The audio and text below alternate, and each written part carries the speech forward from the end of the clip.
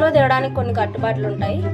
ఇంట్లో దిగాలంటే ముందుగానే 1 year అది పే చేశారు. ఈ ఇంట్లో నీళ్ళు రావు, వచ్చినా నేను ఎప్పుడు. ఈ ఇంట్లో దిగడం వల్ల లాభాలు ఏంటంటే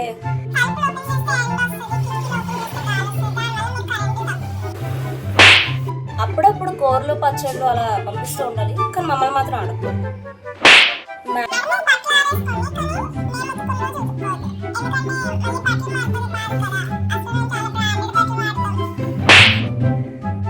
బేసిక్గా ఈ ఇల్లు స్వర్గంలో కడదాం అనుకున్నారు, కాకపోతే అది ఎక్కడో తెలియదు.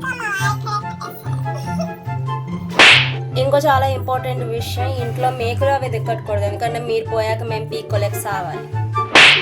వాష్రూమ్ అది చాలా క్లీన్గా ఉంచాలి. ఎప్పటికప్పుడు మా పిల్లలు చెకింగ్కి వస్తూ ఉంటారు.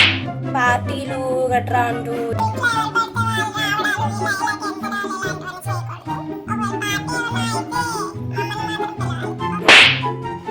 ఇంకో విషయం ఏంటంటే ఈ రోజుల్లో ఎవరు నమ్మడానికి లేదు కాబట్టి మీ WhatsApp, Aadhaar card, contact numbers ఇవన్నీ మాకు ముందే షేర్ చేశారు.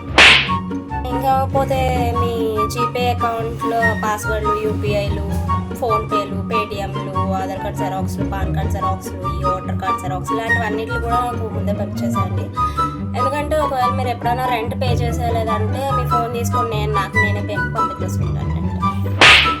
ఇవన్నీ ఓకే అయితే దిగిపోండి, లేదంటే ఈ ఊర్లో మీకు ఎక్కడ ఇల్లు దొరకడం నేను చూసుకుంటాను. చాలా మంచిదన్నమ్మా. ఈ కండిషన్లు ఇవన్నీ ఫాలో అవుతూ మీ ఇళ్ళలో ఇది ఫాలో అయిపోతూ ఉండొచ్చు.